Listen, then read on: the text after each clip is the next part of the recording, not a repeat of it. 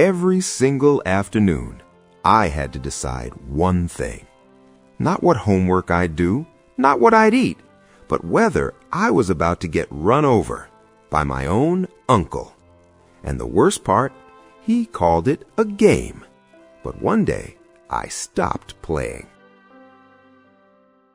If you've ever been pushed too far, if you've ever been bullied, underestimated, or treated like you didn't matter, then you're going to feel this story. Hit like, subscribe, and get ready, because this isn't just a revenge story. This is what happens when fear turns into something else. I didn't grow up like other kids. Not because I didn't want to, but because I wasn't allowed to. From as early as I can remember, I was different in a way that made people uncomfortable. A mixed blood kid. That's what they called me. Not just kids at school, but family too. And when that kind of label gets attached to you early, it doesn't just sit on your shoulders. It sinks into your skin, into your thoughts, into the way you see yourself. Every day after school, I had to go to my grandparents' house. I didn't have a choice. My dad worked late, and there was nowhere else for me to go. But that house, it wasn't safe. Not for me. Because living there were two people who seemed to make it their personal mission to break me. My aunt and my uncle. My aunt was cold, sharp words, constant judgment. The kind of person who could smile while saying something that cut deep enough to stay with you for years. But my uncle, he was something else. He didn't just say things, he did things. He enjoyed it. You could see it in his face, the way his lips curled just slightly when I flinched, the way his eyes followed me, like I wasn't family, like I was prey. One day, I finally asked him. I was young, but not stupid. I knew something wasn't right. Why do you mess with me so much? I remember standing there, trying to sound brave, even though my voice was already betraying me. And he just looked at me, smiled. Not a normal smile, the kind that makes your stomach drop. And he said, "I'm turning you into a fearless pit dog." Just like that. No hesitation, no joke, no shame.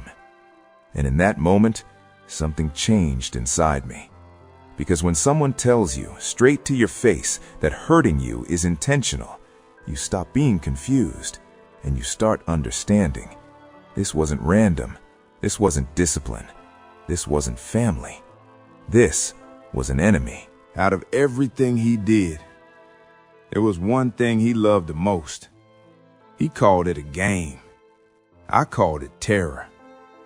Every day, I had to walk down this long, quiet road to get to my grandparents' house. No sidewalks, no people, just trees, dirt, and silence. And at the very end of that road, sometimes I'd hear it. An engine, his truck, and then rev. Once, my heart would start pounding. Rev. Twice, my body would freeze. Rev. 3 times. That was the signal. That meant run.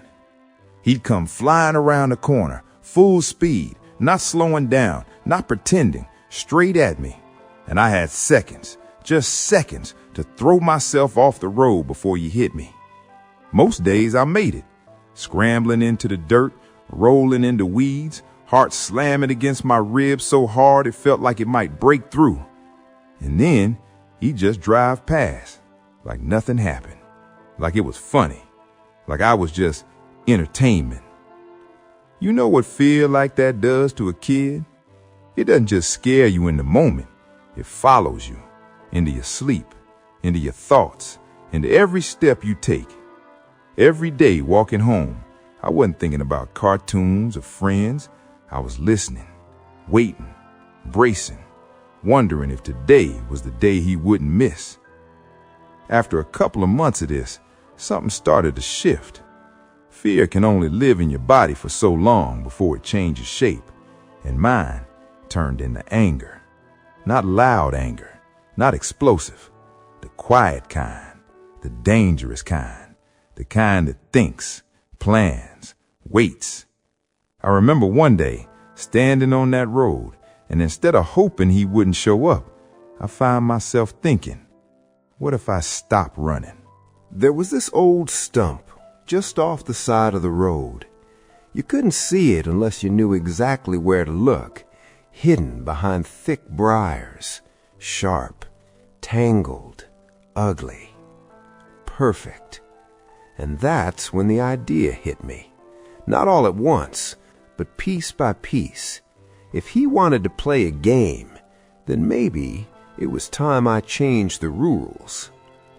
On the days he didn't show up, I started practicing, quietly, carefully, counting my steps, from the moment I imagined hearing that third rev to the stump, again and again. 17 steps, exactly 17.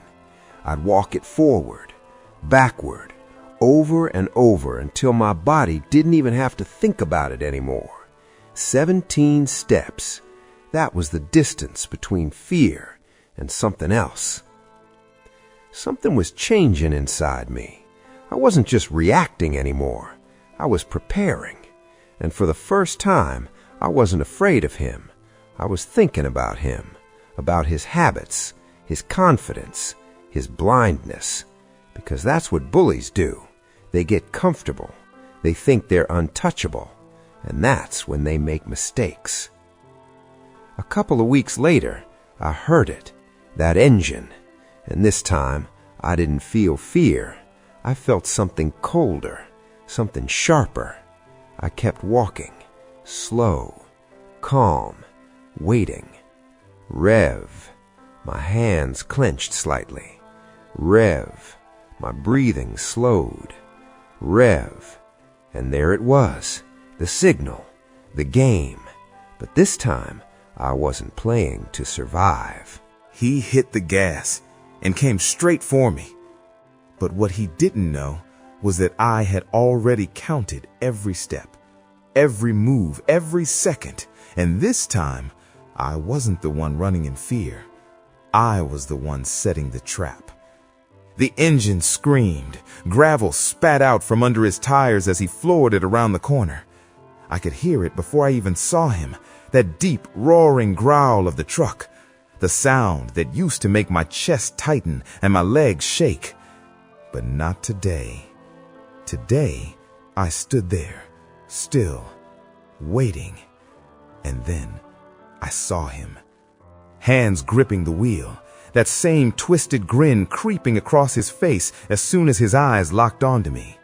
Like he'd done this 100 times before, like he owned this moment. My heart was pounding, not from fear, from focus. Too early, he'll adjust. Too late, I'm done. The distance between us shrank fast. The roar got louder, closer, closer, and then I moved. I turned and sprinted. Not wildly, not panicked, precise, controlled. Every step hit the ground exactly where it needed to.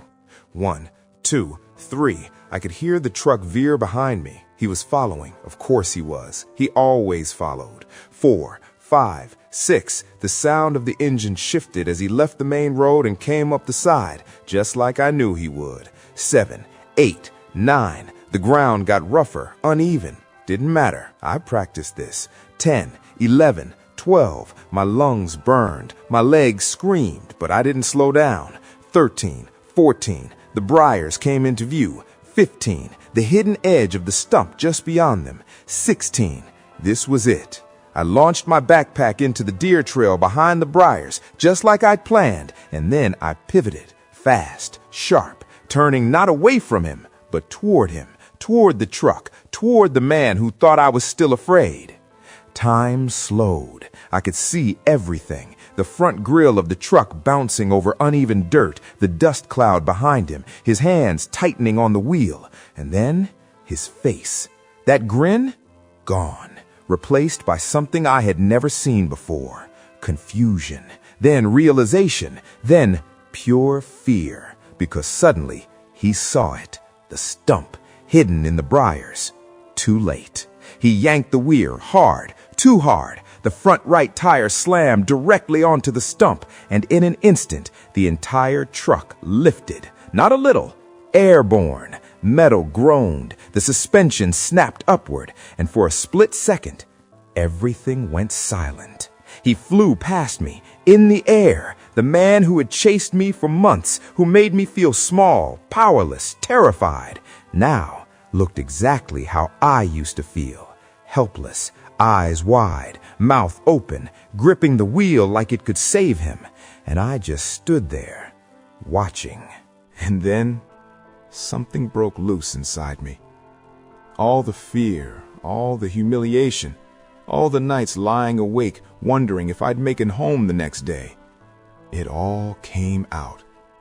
Not as fear, not as tears, but as laughter. Sharp, loud, uncontrolled. And I shouted at him, every insult I had buried inside me for months, every word I never got to say. I don't even remember exactly what I said, just the feeling of finally not being the one running. The truck slammed back down onto all four wheels, hard. The tires screeched against the dirt as he struggled to regain control. For a second, I thought he might flip.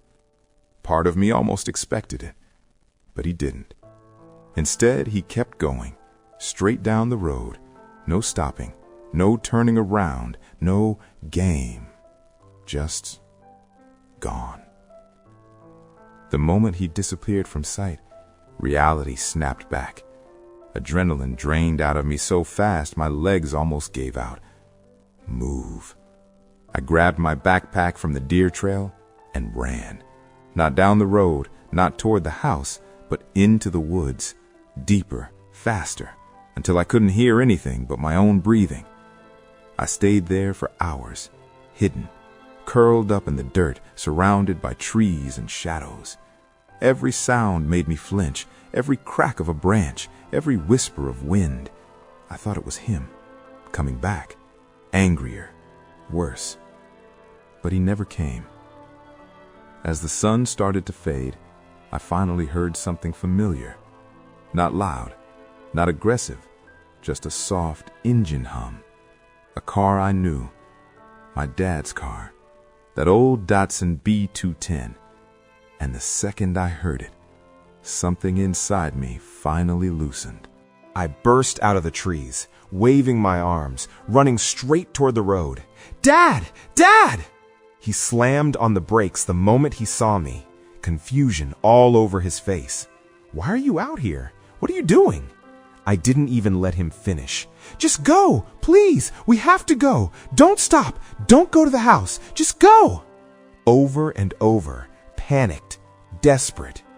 At first, he didn't understand. He kept asking questions, but something in my voice, something in my face, told him this wasn't normal. So finally, I told him everything. The game, the chasing, the truck, the stump, all of it. And when I finished, he didn't say a word, not one. He just turned the car around, slowly, his jaw tight, hands gripping the wheel, and drove us home, silently, but the kind of silence that says everything. I don't know what he said to my uncle. I don't know what happened behind closed doors. I don't know if there were threats or shouting or worse, but I do know this. That game ended that day completely. No more engine revs, no more chasing, no more laughter from behind the wheel, nothing. Looking back now, that moment wasn't just revenge. It was something bigger. It was the first time I realized fear isn't permanent. Power isn't fixed. And sometimes the people who think they control you the most are the least prepared for the moment you stop being afraid. He wanted to turn me into a fearless pit dog, and in a way, he did, but not in the way he expected, because what he created wasn't something obedient, wasn't something broken. It was someone who learned how to fight back. Sometimes justice doesn't come from someone else. Sometimes it comes from the moment you decide you're done being the target, and that changes everything. If this story hit you, if you felt that moment when fear turns into strength, then hit that like button. And tell me in the comments, was this revenge justified or did it go too far? And of course, subscribe for more stories that prove one thing. Karma doesn't always wait. Sometimes you deliver it yourself.